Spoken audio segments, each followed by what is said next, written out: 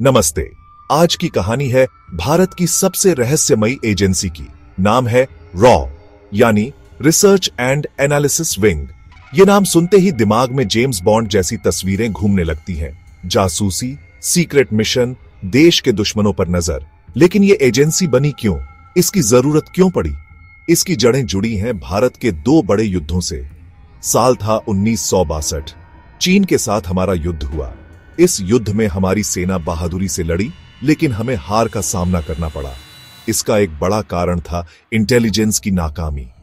हमें पता ही नहीं चल पाया कि चीन की तैयारी कितनी बड़ी है।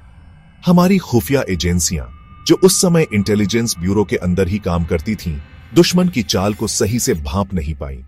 फिर आया साल 1965। इस बार पाकिस्तान से जंग छिड़ी। पाकिस्तान के ऑपरेशन जिब्राल्टर की भनक हमें देर से लगी। यह साफ हो गया था कि अब और देर नहीं की जा सकती। तत्कालीन प्रधानमंत्री इंदिरा गांधी ने एक बड़ा फैसला लिया।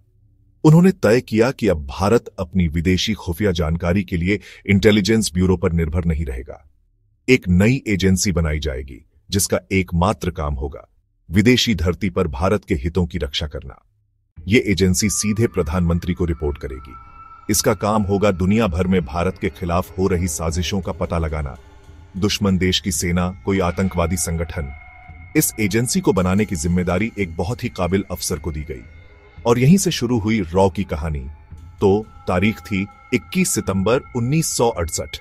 इसका मोटो रखा गया धर्मो रक्षति रक्षितः, यानी जो धर्म की रक्षा करता है वह खुद भी रक्षित रहता है। यहां धर्म का मतलब है न्याय या कर्तव्य। रॉ का काम था भारत के राष्ट्रीय हितों की रक्षा करना। इस नई एजेंसी को बनाने का जिम्मा मिला इंटेलिजेंस ब्यूरो के ही एक दिग्गज अफसर को, जिनका नाम था रामेश्वर नाथ काव। अब बात करते हैं उस शख्स की जिसे आरओ का पितामह कहा जाता है, रामेश्वर नाथ काव, या जैसा कि लोग उन्हें प्यार से राम जी कहते थे।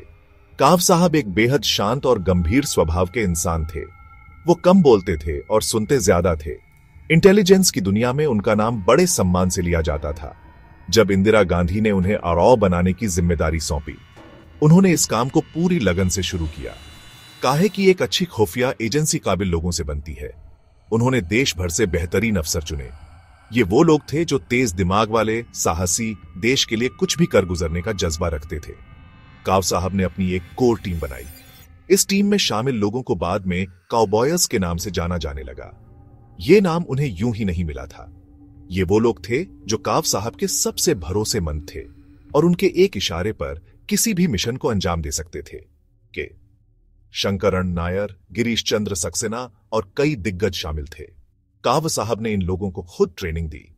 उन्होंने सिखाया कि कैसे भेष बदलकर जानकारी निकालनी है, कैसे दुश्मन के नेटवर्क में सेंध लगानी है और कैसे बिना किसी सुराग के अपना काम पूरा करना है। रॉ की शुरुआत बहुत छोटे स्तर पर हुई थी। कहते हैं कि शुरुआत में इसके पास सिर्फ 250 लोग और 2 करोड़ का बजट था।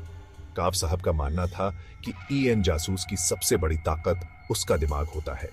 उन्होंने अपनी टीम को दुनिया की बेहतरीन जासूसी तकनीकों से लैस किया।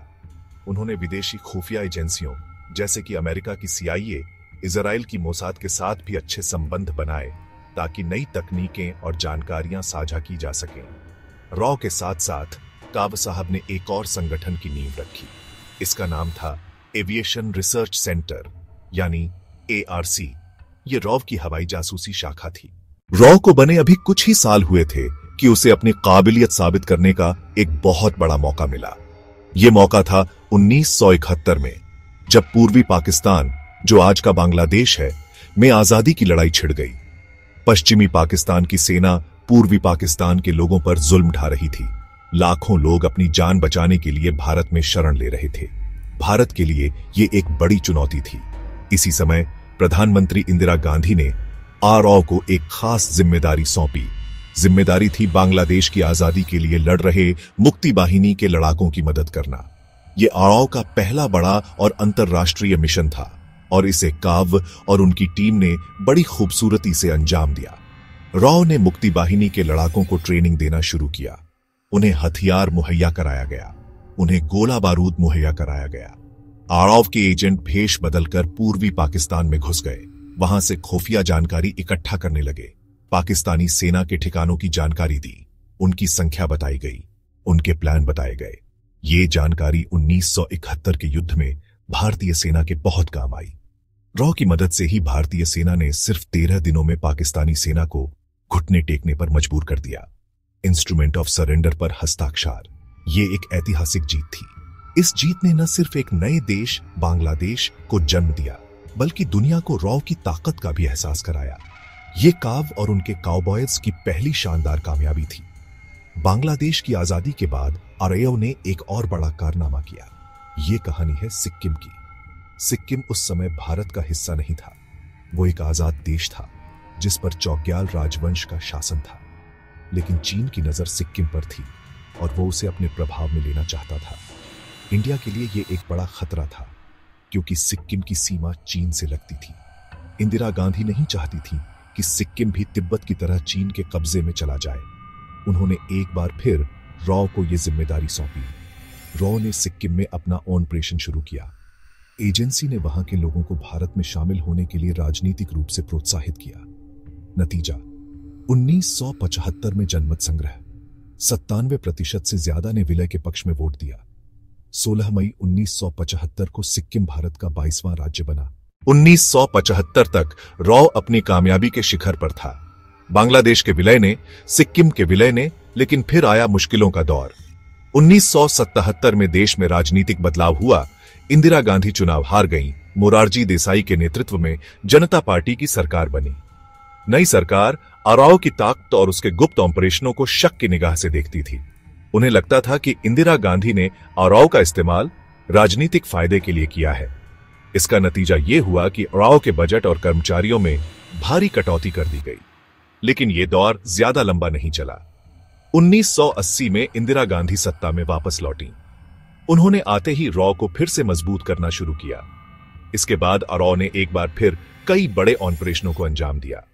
इनमें से एक था ऑपरेशन कैक्टस। साल था 1988। मालदीव, जो भारत का एक छोटा पड़ोसी देश है, वहां कुछ भाड़े के सैनिकों ने तख्तापलट की कोशिश की। मालदीव के राष्ट्रपति ने भारत से मदद मांगी। आरओ ने तुरंत जानकारी जुटाई और भारतीय सेना को दी। कुछ ही घंटों के अंदर भारतीय सेना मालदीव पहुंच गई और तख्तापलट की कोशिश को नाकाम कर दिया। इसके बाद 80 के दशक में आरओ ने पंजाब में खालिस्तानी आतंकवाद से लड़ने में भी अहम भूमिका निभाई। लेकिन आरओ की एक और बड़ी परीक्षा 1999 में हुई, जब कारगिल युद्ध छिड़ा। इस युद्ध की शुरुआत में एक बार फिर इंटेलिजेंस फेलियर की बात सामने आई। हमें पाकिस्तानी घुसपैठ की जानकारी देर से मिली। हालांकि एक बार युद्ध शुरू होने के बाद आरओ ने अपनी पूरी ताकत झोंक दी। एजेंसी ने पाकिस्तानी सेना की बातचीत को इंटरसेप्ट किया। इन कॉल से यह साफ हो गया कि इस घुसपैठ के पीछे पाकिस्तानी सेना का हाथ है, न कि कश्मीरी आतंकियों का। रॉ ने यह सबूत दुनिया के सामने रखे, जिससे पाकिस्तान पूरी दुनिया में बेनकाब हो गया। तो सवाल उठता है कि रॉ काम कैसे करती है, इसकी बनावट कैसी है। सच तो यह है कि इस बारे में बहुत कम जानकारी पब्लिक में मौजूद है। रॉ एक बहुत ही गुप्त संगठन है।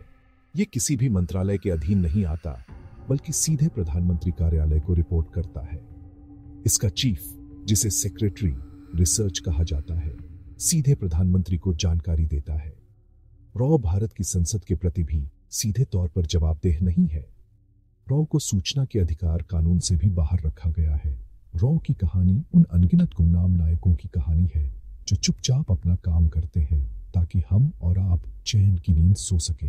अंत में रॉ भारत के लिए सिर्फ एक खुफिया एजेंसी नहीं है, ये देश की सुरक्षा का एक अदृश्य कवच है। रॉ का रहस्यमय होना ही उसकी सबसे बड़ी ताकत है। जब तक ये पर्दा बना रहेगा, दुश्मन हमेशा अंदाजा लगाता रहेगा, और यही अंदाजा भारत को सुरक्षित रखने में मदद करता है। जय हिंद।